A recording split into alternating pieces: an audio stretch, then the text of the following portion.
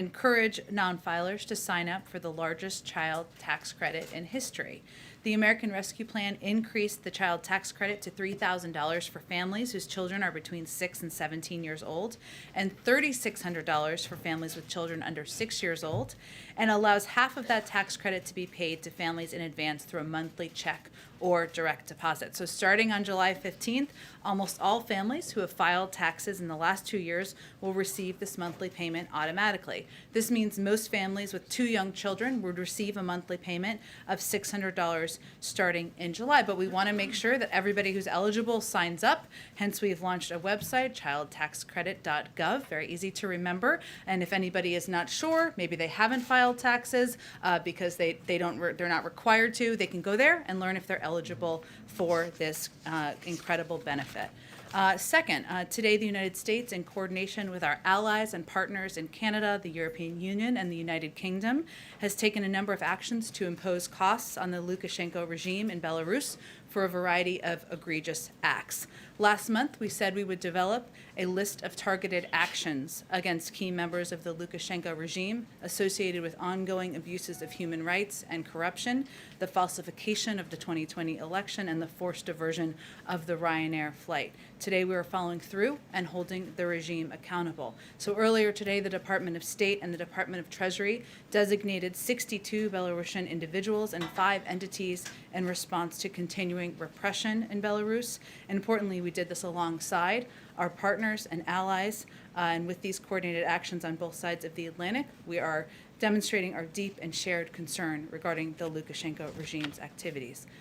Finally, today, the Biden-Harris administration announced the distribution list for the remaining 55 million of the 80 million doses of America's own vaccine supply President Biden has pledged to send out globally and allocate by the end of June in service of ending the pandemic. Already, we have sent millions of doses to the world, including 2.5 million doses that arrived in Taiwan this weekend. And in addition to sharing doses from our vaccine's own vaccine supply, the Biden-Harris administration is committed to working with U.S. manufacturers to produce more vaccine doses to share with the world. And we've purchased, as we announced last week, the week before that, 500 million Pfizer doses to donate to 92 low and middle income countries and members of the African Union. In total, the G7 agreed to provide an additional more than 1 billion doses starting in the summer of 2020. With that, Alex, why don't you kick us off? Right. I have a few. The first is on that vaccine allocation. The president promised to distribute those 80 million by the end of the month, but he's obviously falling short of that goal. So is there any indication that the red tape in this distribution is costing lives at this point? Why is it taking so long? Well, first, let me say we're committed to allocating those doses. We've done exactly that. What we found to be the biggest challenge is not actually the supply. We have plenty of doses to share with the world, but this is a Herculean logistical challenge, and we've seen that as we've begun to implement. So, as we work with countries, we need to ensure that there's safety and regulatory information is shared. Some supply teams need needles, syringes, and alcohol pads. Transportation teams need to ensure that there are proper temperature storage, prevent breakage, and ensure the vaccine immediately clears customs. So this has not, as you all know, been done before. Sometimes it's even language barriers that occur as we're working to get these doses out to countries. So we have announced today where these doses are going. We will continue to announce as they land on the ground and as they are being shipped, and we're looking forward to doing that as quickly as possible. And on infrastructure, the latest compromise, you said earlier today the president needs to see more details. What details does he need to see? Was he not able to take a look at the package this weekend? And one of the issues you've obviously raised are pay-fors. So gas tax aside, that being a non-starter, what pay-fors would the White House be open to? Specifically, some have raised potentially using leftover CARES funds or funds from the December COVID package. Would those be feasible? And do you want to see the package ultimately fully paid for? Well, first let me say that the president's pledge was not to raise taxes on Americans making less than $400,000 a year. And the proposed gas tax or vehicle mileage tax would do exactly that. So that is a non-starter for him. I'd also note, for the mathematicians in the room, that only raises $40 billion. which is a fraction of what this proposal would cost. The president has proposed a range of ways to pay for this package, including ways that would not violate the red lines the Republicans have put forward. One of them is ensuring the highest, wealthiest individuals in this country pay what they're supposed to pay as it relates to taxes, additional tax enforcement, which would raise a great deal more by multiples of what the gas tax would raise, and it would fall on for predominantly wealthy Americans, and just ensure they're paying the taxes they owe.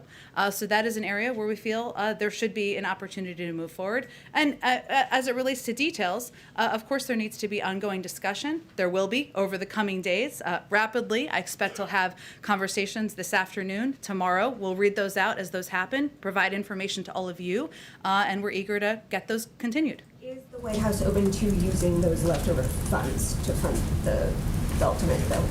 Well, one, there's minimal, very small amounts that would be left over, and many of those small amounts have already been allocated, or they are to help small businesses, help keep cops and firefighters on the beat. And so we feel the best proposal that does not violate the red lines that the Republicans have put forward would be tax enforcement and some other proposals the president's already put on the table. Lastly, on voting rights, obviously, there's going to be a show vote on S1 tomorrow that's going to fail. So I wanted to come back to President Biden pledging to do whatever he could. He said he'd use every sort of tool at his disposal to get the bill passed.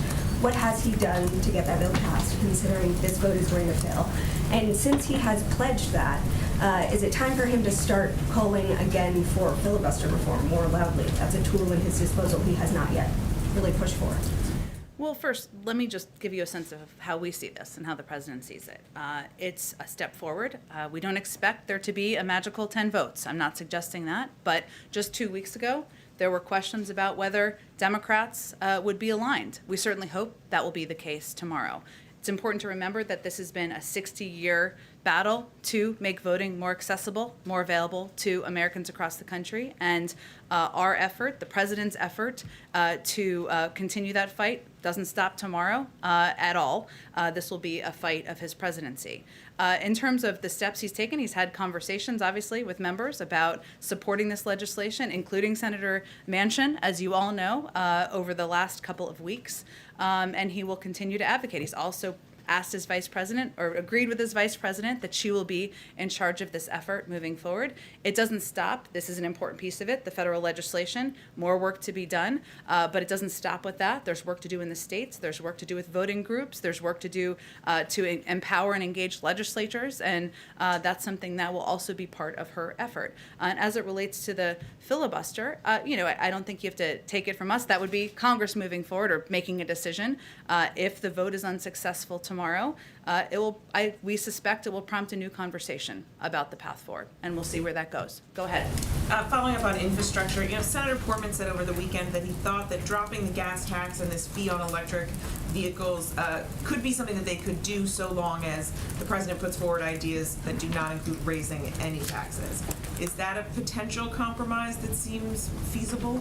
Well, again, last I checked, the proposal the president put forward in his initial proposal that has been a part of this discussion to increase investment in tax enforcement, ensure that people who are the wealthiest are paying what they should be paying in taxes, which would raise a significantly larger amount than the gas tax. It does exactly that and should meet his bar. And to Alex's point, do you want this bill to be fully paid for? The president has proposed means of fully paying for this package, including the tax enforcement components. He thinks that's a responsible thing to do, and we'll continue to have discussions with members about how we can find a path forward. You mentioned continuing discussion. Should we expect another in-person meeting perhaps here at the White House this week? I suspect you can expect that, yes. Go ahead. Just going into this week, how does the president view his role in these negotiations? Is he the closer? Is he the facilitator? What's his approach this week to try and get this across the finish line? I feel like there's a baseball analogy here I won't really want to deliver on, so my husband thinks I'm cool, but I can't think of it. Look, I think the president, having served 36 years in the Senate, He's always going to be deeply involved. He's always going to roll up his sleeves and want to know every detail of what's being discussed, every detail of the proposal and package. As I noted in response to Mary's question, I suspect he'll have some members here over the next couple of days to have those discussions in person. So I don't know how you.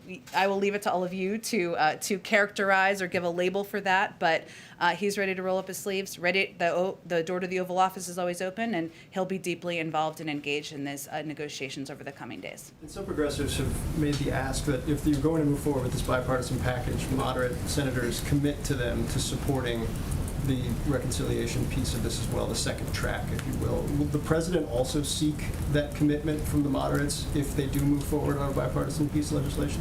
Well, I would say that the president sees this as a process that has multiple paths forward, and the reconciliation process, which is already underway, being led through the budget committees in Congress, is an important component of that. And a number of his priorities and his proposals that he's put forward are not a part of this negotiation or not a part of this discussion that's happening in a bipartisan manner. So he certainly would like to see that move forward, and he will make that case to others as well. And just one last quick one. Does he support the Manchin language on the voting rights issue? Well, again, I think this is a compromise, and as that happens, as compromises happen, it means there's a lot that you like about it, and it may not be everything you love, but he certainly sees this as a step forward. And as Stacey Abrams said over the weekend, incremental steps forward in making voting rights more accessible, making voting more available is a good thing. And he certainly is appreciative of the efforts by Senator Manchin and others to continue to make progress on voting rights, which he feels is a huge priority. Go ahead. Some quick follow-ups on things that have already been discussed. Sure. First, on infrastructure, the meeting that would be taking place at the White House this week, do we have a day or people who would be attending on that yet? It's an excellent question. We will provide more details to you as soon as we have them, but I suspect it could be more than one engagement. Okay. And then on voting rights, there's been a lot of concerns expressed about whether it's the Manchin proposal, the two bills that have been already floating in Congress, that they actually don't address the key issues that are being faced right now, which is local election officials being removed, being taken, their power being taken away from them. Is the White House going to say anything about what more needs to be done to deal with those specific issues that are happening right now? Yeah, I think that's an important point to raise. Even if the voting rights bill was sailing across the finish line with support of every member of Congress, there would still be more to be done, and that's why the Vice President is going to be leading this effort. You're right that some of that is protections for officials in states. Some of that is, frankly, pushing back on the more than 40 states where there's legislation moving forward that makes it more difficult for people to exercise a fundamental right, which is the right to vote. So, again, this is not the end of our effort. This is in some ways the beginning. And there is going to be more work done by the President, by the Vice President, by the administration to expand access to voting rights. And then one more thing, just on the financial regulation meeting that's happening in the Oval Office today. There were a number of issues that I didn't see on kind of your readout of what was going to be discussed at that meeting. It could be anything from the Federal Reserve signaling interest rate hikes to the role that meme stocks are playing in financial stability. Just anything. I mean, are those issues going to be raised, and what more is going to be just focused on? Well, we'll provide a readout of the meeting when the meeting concludes. I would note that it is a routine meeting, and most presidents meet with their financial regulators. There is, of course, a couple of items on the proactive agenda, and when it's concluded, we'll provide a readout, including the state of the country's financial institutions, work that they're all doing to promote financial stability, implementation updates around climate-related financial risk, agency actions on financial inclusion and access to credit. That's the proactive agenda. As you know, in these meetings, different topics come up, but this is, again, in our view, a standard and routine meeting where they'll discuss, the focus will really be on those topics. Are you expecting any decisions to come out of it? I think it's more of an update than it is a decision. Go ahead. Thanks, Jen. Back on infrastructure, aside from the gas tax, now that the president has had a chance to take a look at the bipartisan plan, what does he think of it? Well, I'd first say that the president is encouraged that Democrats and Republicans are continuing to discuss a path forward on rebuilding our roads, our railways, and our bridges. That's a positive sign. And this offer is nearly double what the Republican offer was just a few weeks ago. That's another positive sign in the right direction. He's somebody who cares about the details, wants to have a discussion now that he's back in the United States, and I expect he'll do that over the coming days. Also, stay closely in touch with Democratic leadership about the path forward, but certainly he's encouraged by the fact that the number has increased, the investments have increased, has some questions about the pay-fors, which I've noted, and has a red line about the gas tax and raising taxes on individuals making less than $400,000 a year. Is a $1 trillion plan big enough for him? Well, I don't think we see this as a one step. There is a reconciliation process that's ongoing, and that addresses and includes a number of the president's key priorities, including making pre-K universal for kids across the country, which would increase the likelihood of graduating by more than 50%, making community college more accessible. There's a lot of investments and proposals the president has put forward because he thinks they're important for our economy, for the American workforce, for our competitiveness, and a lot of those will be included in a budget process that's already moving forward. So even if this plan doesn't end up being as big as he would like it to be, he believes there are other ways to get those policies enacted? There are a lot of vehicles to move his bold ideas forward. On Medicare, does the president support Bernie Sanders' proposal to include dental and vision in Medicare? It's a great question. I actually haven't talked to him about this, so I don't want to speak out of turn. Let me do that, and we can get you all an answer on And that. then finally, can you describe what safeguards the administration has in place to make sure that the children of top officials don't get preferential treatment in hiring? Sure. Well, let me say first that we have the highest ethical standards of any administration in history. A number of ethics officials have conveyed that, and we're proud of that. We have also staffed up at an unprecedented pace, and this is the most diverse administration in American history. So we certainly expect that everyone will abide by those high ethics standards. That applies in how we operate. It also applies in how hiring is done. Please. Go ahead. With the president back from his trip, with the kind of progress you've talked about that he sees on infrastructure, is he seeing this as an inflection point in terms of urgency? Is his mindset at all different after being rather patient in his approach with outreach? How would you describe where his head is right now concerning how quickly something can get done? Because there are a lot of people who are feeling like it's taking too long and that perhaps he has to have a more active central public role. Well, I'd first say that having lived through a lot of legislative battles himself, he knows that sometimes they take some time. The sausage making takes some time. But to your point, he does not feel the time is unlimited, and he would like, it is not weeks in his view in terms of moving forward and seeing if there's a bipartisan path forward. So that is why he's eager to have these meetings and discussions over the coming days in the White House and see what it looks like, see if we can address some of the questions he has about this proposal, and certainly he'd like to move forward sooner rather than later. And on Iran, the newly elected president has indicated that he does not wish to meet with President Biden or to engage on the components of the JCPOA. What is the president's view on that? Well, we don't currently have diplomatic relations with Iran or any plans to meet with at the leader level, so it's unclear that anything has actually changed on that front. I will say that the president's view and our view is that the decision maker here is the supreme leader. That was the case before the election, is the case today, will be the case probably moving forward. The Iran nuclear negotiating teams just finished their 6 rounds of talks.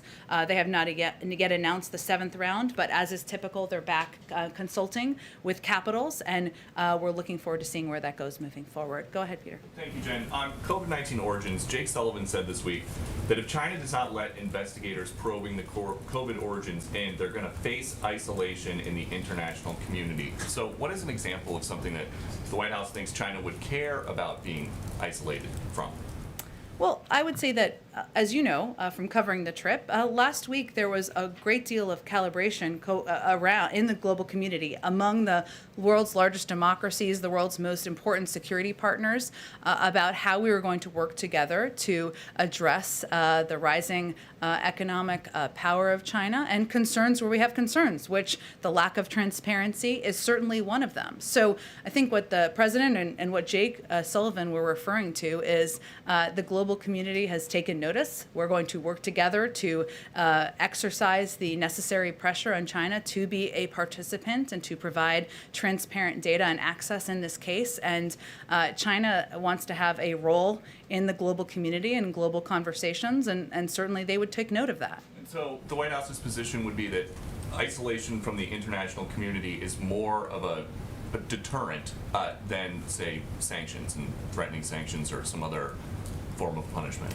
I think the point that Jake was making is that China wants to be seen as a power in the world, as a central actor in the world, and they are not looking to have the global community align against them. And then on infrastructure, Bernie Sanders is pitching a reconciliation package that's up to $6 billion that includes some of the president's other priorities. Trillion. Sorry, $6 trillion. It's a lot more money that way. I'm just here to get you the accurate info. Thank you very much. If something $6 trillion big makes it to the president's desk, would he sign it, or is that too big? Well, first, we're not quite there yet. And I would also note that the president has put forward a way of paying for these proposals, including what he feels are necessary reforms to our corporate tax system, and asking the individuals, the highest income individuals, the top 1%, to pay more. And he's put a range of ideas out there on the table and proposals out there on the table. We're going to have discussions with Congress about what it looks like, what Democrats are comfortable with as well. There's a range of views in the Democratic Party as well, but we're not quite there yet. And the last one, a dozen or so states have now ended the federal unemployment benefits, the extra unemployment benefits. A couple more states are going to do that in coming days. Does the White House think that the governors who are ending these extra enhanced unemployment benefits before they expire are doing the right thing or the wrong thing? Well, we have continued to implement or continuing to advocate to implement these unemployment benefits for the remainder of their tenure, which is just a couple of months. We don't actually know, because the data doesn't exist yet, what the impact of the implementation in these states is. Our view is that American families, there are still millions of people out of work. They still need a little bit of extra assistance. We also don't think that these benefits should be never ending. Hence, they're going to expire in early September. So we know governors are going to make their decisions. We continue to believe that with more than 7 million people out of work, that there's still additional assistance we should give to the American public. Why don't you go ahead after you said Afghanistan? Thank you very much. My name is Nazira Azim Karimi. I'm Afghan freelancer journalist. As you know, President Ghani and Dr. Abdullah will travel on Friday to the White House, to Washington, and visit with President Biden. What will be the main topic that President Biden will discuss with both of them? And also, Taliban continues their attack in Afghanistan even today. White House has any plan to invite Taliban to convince them to make a ceasefire in Afghanistan, because Afghan people, they are really tired. I'm Afghan, and emotionally we are in a bad situation. Understood. Well, I know that President Ghani will be here in the United States on pre-planned travel to New York, I believe, and of course the President looks forward to welcoming him to the White House for a meeting on Friday. And I expect their focus of their conversation will to continue to discuss how we can work together to ensure that Afghanistan never again becomes a safe haven for terrorist groups who pose a threat to the U.S. homeland, how we can work together to continue to implement the humanitarian assistance, other assistance that the United States remains committed to, even as we work to draw down our troops. Go ahead. Thank you, Jen. Just two questions. One, in the wake of the Supreme Court ruling on the NCAA and college athlete compensation, does the White House believe that there should be federal rules or some kind of federal standard governing college athlete compensation, or is that a decision that the administration believes should be left up to states? Let me just first say on the ruling that our view is that, of course, NCAA student athletes work very hard both on the athletic field and in the classroom. I'm a retired one myself, and today's decision recognizes that, as with all Americans, their hard work should not be exploited, and the president believes that everyone who works should be compensated fairly for his or her labor. In terms of specific regulations, it's an excellent question. This is obviously a new ruling. I'd have to talk to our policy teams about that and where we might stand. And just one on COVID-19. Based on the current projections, it does not look like the president's July 4th target of getting 70% of the population at least one dose of the vaccine will be met. Of course, the administration has tried to incentivize vaccinations along with corporations and other partners. What else can the White House do at this stage to try and change the trajectory of vaccination rates? And what are the concerns of missing that target in terms of the president's desire to get back to normalcy?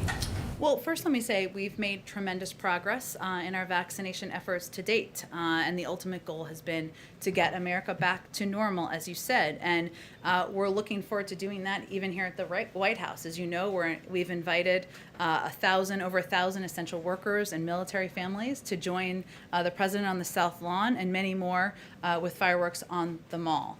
What we've seen over the course of the past couple months in terms of progress is a massive reduction in the number of COVID cases by about 90%, a 95% reduction in the number of deaths that are down. That's significant progress.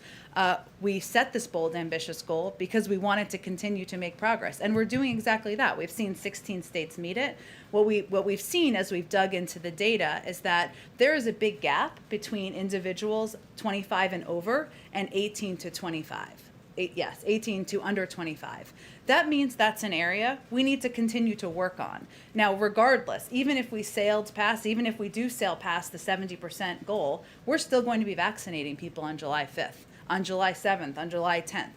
That is still going to continue to be part of our objective. But as we dig into the data, we know that what we're seeing is a lower rate among young people. That's concerning, especially with the Delta variant being on the rise as it is, which does not discriminate by age, which still could cause death, serious illness. I expect in the coming days you'll get an update from our COVID team on where we are on the data and the different categories as they dig into it, so I don't want to get ahead of them, but we're going to continue to run through the tape. We're also going to continue to be focused on where we can raise the rates and raise the numbers where we see there's a lower uptick of vaccination. Go ahead. Thanks. I think there's a fly on your head. Oh, thank you. Oh, thank you, guys. At least it's not a cicada. I swear, those things are. Okay, but I do have actual questions. I appreciate it. I was like, is there breaking news? But yeah, there you go. Okay. Yeah. So, I mean, you're talking about the voting rights vote. There's supposed to be a test vote tomorrow. That is expected to fail. When you look at right now, the prospect for voting rights is not very high to get something through Congress as things stand right now. So what I would like to know is if you can say specifically what the White House plans to do if you cannot get some type of federal action. I know you said that there are a lot of other things. You look at this as the beginning of the process, but ultimately on an issue as fundamental as voting rights, if you cannot get federal action, what is left for the White House to do? Well, I don't think we accept that.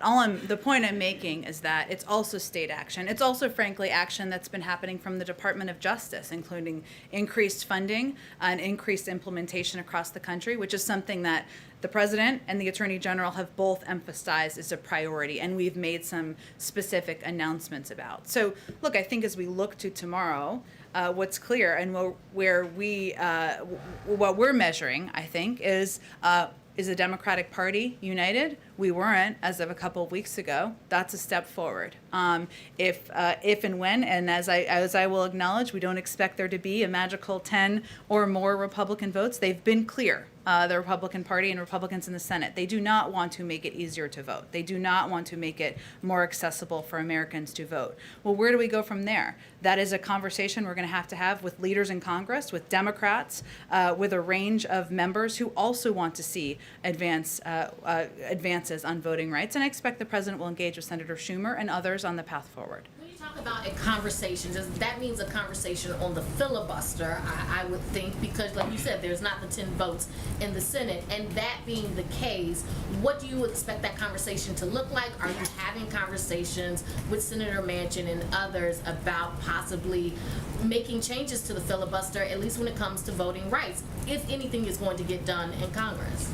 Well, first, I would say the president has spoken to his support for a talking filibuster in the past, and at times other members have as well. It requires 50 Democrats to support changes in the filibuster rules. I will allow you all to do your vote counting of where things stand there. I suspect it's not just one or two individuals who are opposed to that. I will note, though, as I said earlier, that if the vote is unsuccessful, we suspect that may change the conversation on the Hill. We will see. But I'm not going to get ahead of where things are. There's going to be a vote tomorrow. Democrats, we suspect and hope, will be united in making voting more accessible for people across the country, making sure we're advocating for it as a fundamental right. This is an opportunity for Republicans to stand up and do the same. Shouldn't be a partisan issue. Go ahead. Oh, thank you, Jen. I have two topics for you. Yeah. The first, I wanted to ask you about crime. I wanted to understand, is there a concern at the White House that there could be an increase in crime this summer with the pandemic lifting? And is that concern the reason that the president is going to weigh in this week?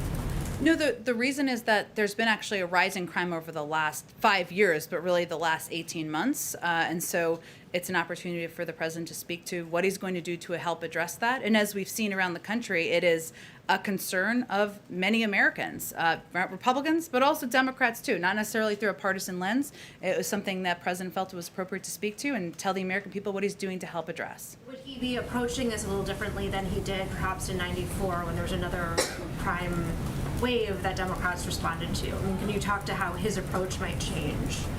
Well, I'm not going to get ahead of his comments or remarks later this week, but it is an area where the president feels a great deal of the crime we're seeing as a result of gun violence.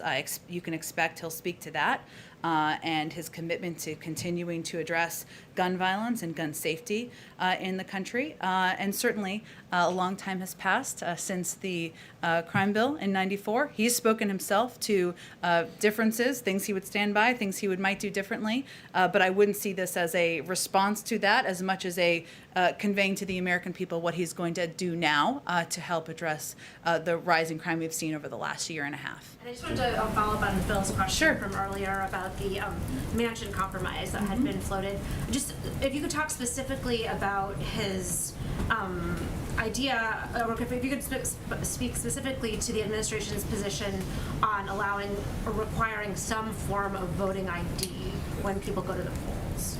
I think the president's looking, I'm not going to go through different individual pieces of the package. It's a compromise. The president, there are components of there, of course, that I think universally among most Democrats in the country, an extension of early voting, making Election Day a law, we would support.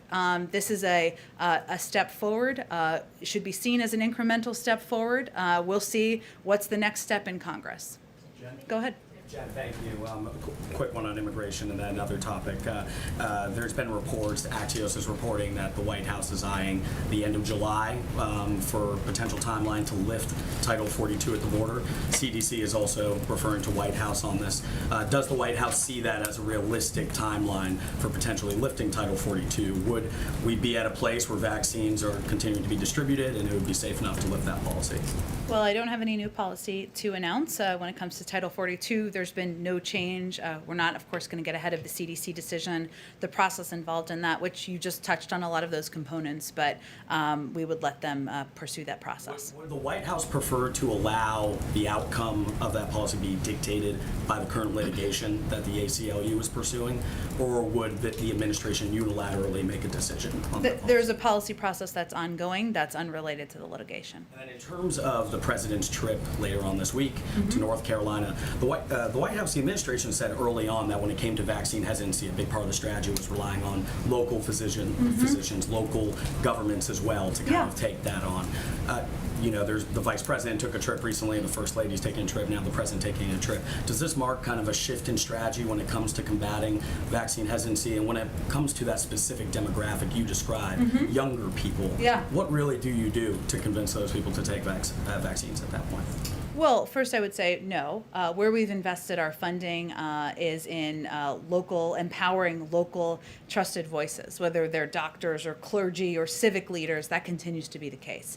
At the same time, of course, the president and the vice president of the United States should be out there advocating for the impact, the efficacy of the vaccine, and the impact. And as a part of our month of action here, a month-long campaign, it's absolutely appropriate for them to do that, in our view.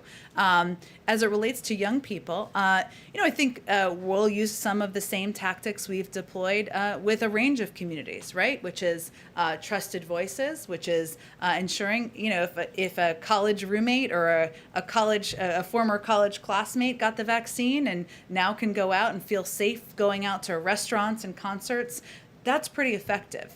Maybe even more so than the President of the United States appearing in their local newspaper. That will continue to be an area we invest. We've also continued to make it as accessible as humanly possible. That's something we can do from the federal government. We've seen that as a barrier in the past. We've made progress. We've seen that as a barrier. We'll continue to do that as it relates to young people. We're also incentivizing. Yeah. Sorry about that. Oh, it's okay. Two questions. So, two questions. The first on governors and governors' races. Across the country, you have a number of governors and candidates for governor who are becoming more and more explicitly anti-government in their rhetoric and rejecting the legitimacy of either the president or the federal government in general in areas that are undoubtedly the federal government's province, such as a Texas gubernatorial candidate saying he would close the borders. You have a guy in Idaho running for governor who has actually taken up arms against federal agents. Is the administration concerned that actual violent extremists and people espousing secessionist rhetoric are finding a home in Republican primaries and could actually be elected to office? And then I have that second question. Well, I'm not going to label people domestic violent extremists officially from here. I think we have certainly seen problematic rhetoric, followers of QAnon and conspiracy theories who don't just run but are elected to office. So there's already a record of that. We'll continue to speak out against that, but our strategy at this point is continue to advocate for how government can work for the American people, remind people across the country that this president is going to govern for all Americans, not just one from one wing of a party or the other, and that hopefully the effectiveness of that is something that can help us play a constructive role. And then a related follow-up. President Biden's predecessor is going to return to his campaign-style rallies in Ohio this coming weekend. Has anyone from the administration reached out to Governor DeWine or anyone in Ohio's government about the possibility of violence resulting from his return to the trail? And is there any concern that him going back out there and continuing to insist that the election is fraudulent and that he actually won could result in people being hurt or killed? Obviously, we take the rhetoric of the former guy, as we like to say, quite seriously, as everyone should. But I don't have any readouts or calls with Governor DeWine. I will see if there's anything from our Homeland Security team to read out. Go ahead. Thank you. You mentioned that supply, going back to the vaccine announcement, was the main, was not the constraint, it was Correct. logistics. Yeah. On June 4th, Gail Smith said that they expected the balance of the 80 million, this 55 million, to come from the AstraZeneca shots. Those are obviously still under review. Should we infer from your comment that you now expect the 55 million to be from Pfizer, Moderna, or Johnson & Johnson? We've always had a range of options as we are contingency planners here, and we have plenty of supply to deliver on the 80 million doses. As you noted, or as you alluded to my answer previously, our biggest challenge is logistics, is the fact that there's not a playbook for this, and there are challenges as it relates to getting these doses out to every country. Certainly, obviously, once the FDA, if the FDA approves us sending these AstraZeneca doses overseas, that would be a part of it, but until then, it wouldn't be, of course. Do you have an estimate then on how many doses will be sent this month? Of course, President Biden's pledge initially was that 80 million would be sent this month, and now they'll be allocated instead of sent. I don't have an update on that. It's a great question. I know the COVID team is doing a briefing tomorrow, but I will see if there's more we can get back to on it today. I know you will be. One more A loyal attendee. And going for the meeting this afternoon, one subject I wonder if it'll come up is cryptocurrency. Is that something the president is seeking the advice of The agenda is exactly what I outlined earlier, and we will provide a readout once the meeting concludes about the topics discussed. Meeting with Jay Powell, does he have confidence in the job Jay Powell is doing? Does he have any particular message for Powell in particular? The president's view is this is a routine meeting with financial regulators to get an update on management of the economy and making credit accessible to people across the country. Go ahead. Just want to drill down, Jen, on the White House position on a vehicle mileage tax for electric vehicles. Can you explain the White House's position and why you'd be opposed to, essentially, wouldn't it level set because people who fill up their cars with gasoline pay into the Highway Trust Fund with the 18.3 cent per gallon excise tax. People who drive electric vehicles drive on the same roads, they don't pay that tax. Why not? Well, first I would say the president wants to grow the electric vehicle industry, wants more people to buy electric vehicles, wants to make them accessible to people across the country. That will help our climate, help create jobs in that industry as well. And his view is that there are plenty of ways to pay for these proposals, plenty of ways that will not leave the burden on any individuals across the country making less than $400,000 a year. That's the choice, and he feels we should have the burden on the wealthiest Americans as opposed to any other Americans. What's the long-term structural impact then on the Highway Trust Fund if, as you hope, more Americans drive electric vehicles, fewer people fill up their cars with gasoline? How do you sustain that if fewer people are paying that excise tax over time? I suspect Secretary Pete has thought about this. I'm happy to talk to him about it over the long term. But again, the purpose of this proposal is to move to electric vehicles as an industry where people are driving electric vehicles, making our climate healthier, but also creating jobs in this industry that he feels is an industry of the future. Go ahead. Thank you. The president's been criticized for giving Putin a list of 16 critical infrastructure targets that's considered off limits to cyber attacks. How did that idea come about? And why not tell Putin that everything inside of the United States is off limits? Well, first, I don't think it required the president providing a list for President Putin or Russia to determine what is critical infrastructure in the United States. I know that has been part of the conspiracy response to his proposal. The president was being clear.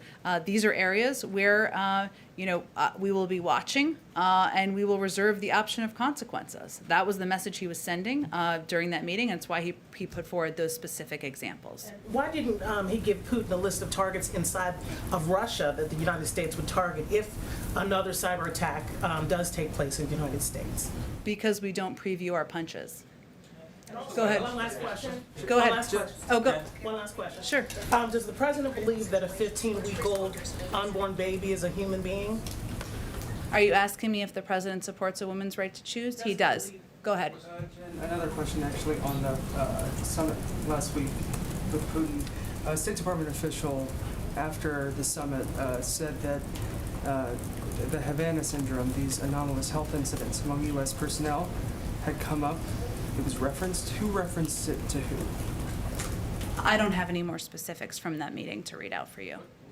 Why would the topic come up if there is no confidence in this building or with intelligence agencies as to the perpetrator? I just don't. We have not attributed, as you know. I don't have anything more specifically on this topic from the meeting. White House reaction on the state of White House reaction on the Supreme Court decision to Fulton versus City of Philadelphia. Does the White House have a reaction on that case? I think we have issued a reaction to it. I don't have anything more to it. Go ahead. I think we got to move on. Go ahead go ahead right there. Yep. Go ahead, Ray. Go ahead. I wanted to follow up on the Geneva summit. If I Okay, sure. What specific steps the administration is taking now to implement understandings reached by President Biden and President Putin in Geneva? I'm especially interested, as you probably understand, in the potential dialogue on cyber and the strategic stability. Should we expect in-person interagency meetings on that, or are we talking about, something online? Any idea about that? Sure. So first, let me say the president did accomplish exactly what he wanted to accomplish in Geneva, which is identifying areas where the United States and Russia could work together in our mutual interests. We launched these strategic stability talks. Part of their discussion was the fact that there will need to be a lot of follow-up on a level that is below the two leaders, so that some of that could be at the Secretary of State, some of that will be underneath that, and those discussions will be happening or beginning in the weeks ahead. But that was the agreement between them, that there would be follow-up from their teams. I don't have any more specific update. I expect you would get those updates from the State Department and others. Go ahead. Go ahead, but actually, this woman right in front of you, I was trying to point to her, and then I'll go to you next. Go ahead. Oh, no, right behind you. Go ahead. Oh, right here did you have a question? Right there in the polka dot shirt? Yeah, I do. Go ahead. Okay. You can't tell. No, sorry. On the debt ceiling, there's Yes. going to be a fight coming up next month, and they've been known to be epic showdowns on debt ceiling. Yeah. So what is the president's stance on raising the debt ceiling, and if no agreement can be reached, will the Treasury Department take extraordinary measures? The president believes that Congress will do what they've done 3 times during the Trump administration, which is to raise the debt ceiling. We know that will be a central focus and discussion, probably even in here, come the fall. But he expects they will do what they've done 3 times over the last. Go ahead. Thank you, Jen. The president said repeatedly on the campaign trail that he opposes defunding the police. He's addressing rising crime across the country on Wednesday, and you mentioned this. What is the president's message to some mayors who are considering reducing police budgets or already have reduced police budgets? Well, I would say first, in the president's implementation of the ARP, part of the funding that goes to local and state authorities is to ensure that there are police that are kept on the beat. Obviously, state and local authorities are going to determine how they spend that money, but certainly he included that funding because he feels it's important to communities across the country. One more. Yeah. So I was wondering if you could tell us about the president's reaction. Some Senate Republicans are delaying confirmation of his OPM nominee over fears that if confirmed, she would incorporate what they see as detrimental critical race theory into federal directives. What is the White House's response to that delay? The president believes that this is a qualified nominee, one the Senate should move forward expeditiously so that we can ensure we have a full team in place across the government to continue to work with Democrats and Republicans in Congress. Go ahead, Nadi. Thank you, Jen. Just to follow up on Iran, an EU negotiator said today that they cleared on certain technical issues, but they still have problems on a political one. And some sources in Vienna, indicating that they might reach a deal by the middle of July. Is this optimistic? What's your assessment of that? Can a deal be reached considering the election of the hardline president?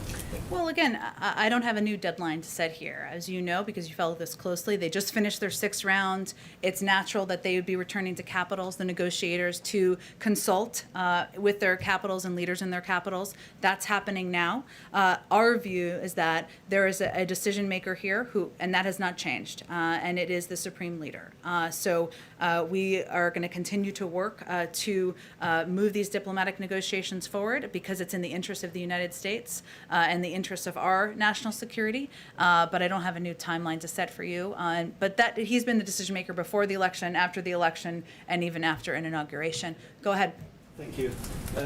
You announced sanctions against Belarus today, which include visa restrictions, property, assets, designation. But previous reports suggested there would be economical targets, that the sanctions would be tougher. Why have you refrained from putting economic sanctions on Belarus, which would be more significant? Well, we just announced a huge number of sanctions in coordination with our European partners to send a clear message that the behavior is unacceptable. Not just the diversion of the Ryanair flight, but oppression of democracy within the country. And that's something, again, we did in coordination with our partners because we felt these would be the most effective means of sending that clear message. Go ahead. Why hasn't the president nominated anyone to lead the FDA at this point? I know this is a popular and understandable question. Certainly he's eager to have somebody who's qualified and prepared to take on the role, and he's not going to expedite it until he's ready to make a decision and make an announcement. Go ahead. Thank you, Jen. Yeah. The U.S. Conference of Catholic Bishops is writing a document to clarify who should receive communion. And this is targeted at politicians, people who have a high public profile. What's the president's reaction to this? Well, Joe Biden is a strong man of faith, and as he noted just a couple of days ago, it's personal. He goes to church, as you know, nearly every weekend. He even went when we were on our overseas trip. But it's personal to him. He doesn't see it through a political prism, and we're not going to comment otherwise on the inner workings of the Catholic Church. Statements by the bishops make the president reconsider his public support for policies that increase access to abortion or allow access to abortion in the United States. Again, the president's faith is personal. It's something that has helped guide him through some challenging moments in his life, and that's how many Americans see their faith as well, not through a political prism. So I would suspect he will continue to attend church as he has for many, many years. Go ahead, Jonathan. Contradictory to U.S. Go ahead. I think we're going to move on to the next question because I've just answered that, and it's personal. Go ahead. Thank you. There's a gubernatorial election in New Jersey. Governor Murphy's running for re-election. He endorsed the president last time, raised money for him. Is the president going to help Governor Murphy win re-election this fall? Well, certainly he'd be eager to see him win re-election, of course, and continue to be an important partner in the state of New Jersey as we work to continue to address the pandemic, get people back to work. In terms of what his specific political plans are, I don't have anything to preview for you at this point in time. Go ahead. Jen, one more question about Iran. On Ibrahim Raisi, the new president-elect, he has said that he's accusing the U.S. of breaking promises, saying, quote, based on the nuclear deal, you were obligated to lift the sanctions and you did not fulfill your commitment. What does the president have to say about that? And then secondly, he's under U.S. sanctions for the 1988 political prisoner executions. So how do you deal with him? Well, first let me say that the new president will, of course, be held accountable for violations of human rights on his watch going forward. We strongly urge the Iranian government, regardless of who is in power, to release political prisoners, improve respect for human rights and fundamental freedoms for all Iranians. Again, I would note, and let me just say on the sanctions piece, that as we're in these discussions, in the middle of these discussions, after the sixth round, the precise nature and sequence of the sanctions-related steps the United States would need to take to achieve a mutual return to compliance with the JCPOA is a subject of the talks and of the discussions. And we certainly understand, as we've seen in past rounds of these negotiations, that there will be a range of rhetoric to address political needs at home. We understand that. But our focus remains on these negotiations that we look forward to continuing to participate in. Go ahead. Thanks so much. So even if you manage to reach a nuclear deal or deal with the Iranians on nuclear deal re-entry, Republicans in Congress could force a vote to block sanctions relief. Four Senate Democrats who are still in office, including Majority Leader Schumer, voted against the original deal when it was negotiated. So are you confident you have the votes in Congress to relieve sanctions and re-enter the nuclear deal? Well, there isn't even a deal yet, right? So I understand why you're asking that question, but it's a little bit ahead of where we are. May we have a deal where we can have that discussion? The important case that we are going to continue to make is that Iran is not a good actor in the world on a range of issues, whether it's human rights or their engagement in the region. That continues to be the case and would be even if we get to the point where we have a deal. But what is in the interest of the United States? What's in interest of the United States is having that return to visibility, that return to an understanding of what their capabilities are, how close they are to acquiring a nuclear weapon. We're not quite there yet. When we get to a point, if we get to the point when there's a deal, we're happy to have the discussion about the legislative vote count. Go ahead. Thank you, Jen. I thought you didn't take my question. No, go ahead. Thank you so much. President Biden recently announced that the U.S. will provide corona vaccine to North Korea. Do you know how many doses and what kind of vaccine are we going to provide to North Korea? Well, we announced that we would be providing about 1 billion doses to the global community and the 92 countries working through COVAX for 75% of it, who are the lowest and middle income countries in the world. That's what we've announced, but I don't have any more details than that. Go ahead in the back. Oh. Okay, we'll go to this last one since I just called on him, and then we'll wrap it up. Go ahead. Representing an audience that is quite different from this gentleman's, I'd like to repeat his question. The U.S. Supreme Court decision in the city of Philadelphia v. Fulton, you said that the White House issued a reaction to that. I don't believe that is the case. Was the president briefed on that decision? I thought we had. If not, I will get that to you and to this gentleman over here. Thanks, everyone, so much. We'll do this again tomorrow. Okay. Thank you.